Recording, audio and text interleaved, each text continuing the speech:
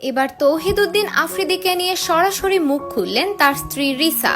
সম্প্রতি রিসা তার ফেসবুক পোস্টে জানালেন, আমাদের বিয়ে গত বছরই হয়েছে, 4 মাস আগে নয়, অথচ কিছু মানুষ মিথ্যা গুজব রটাচ্ছে আমি নাকি 6 মাসের অন্তঃসত্ত্বা।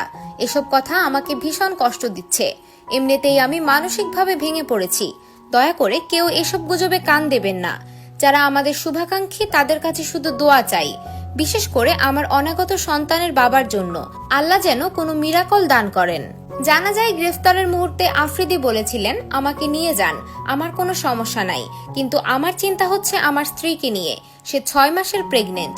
আমি শুধু তার কথাই ভাবতেছি।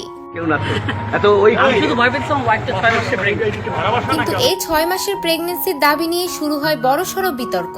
সাংবাদিক ইলিয়াস হোসেন সরাসরি অভিযোগ করে বলেন, তৌহিদ আফ্রিদির বিয়ে হয়েছে মাত্র 3 মাস আগে, অথচ তার স্ত্রী 6 মাসের অন্তঃসত্ত্বা। তাহলে কি আফ্রিদি জনগণকে ধোঁকা দিচ্ছেন? ইলিয়াস আরো যোগ করেন, 5 তারিখের পর আফ্রিদি দেশ ছেড়ে পালিয়েছিল।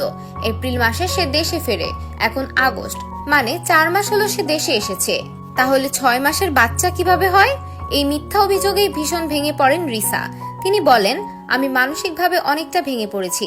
সুখবর দেওয়ার কথা ছিল কিছুদিন পরেই, অথচ এখন আমাকে এসব গুজবের জবাব দিতে হচ্ছে। কিছুদিন পরেই যেখানে পরিবারের জন্য আসতো নতুন এক সুখের খবর, সেখানে এসেছে শুধু দুঃসংবাদ, এসেছে দুঃখ কষ্ট। আফ্রিদির বাবা জেলে, এখন সেও বন্দী। যে সংসার হাসি খুশিতে ভরে ওঠার কথা ছিল, সেখানে নেমে এসেছে অন্ধকার। ভাগ্য সত্যিই অদ্ভুত খেলা খেলে। সুখের দোরগোড়ায় দাঁড়িয়েও যদি কষ্ট এসে দরজায় কড়া নাড়ে, তাহলে মানুষ শুধু আল্লাহর রহমতের দিকেই তাকিয়ে থাকে।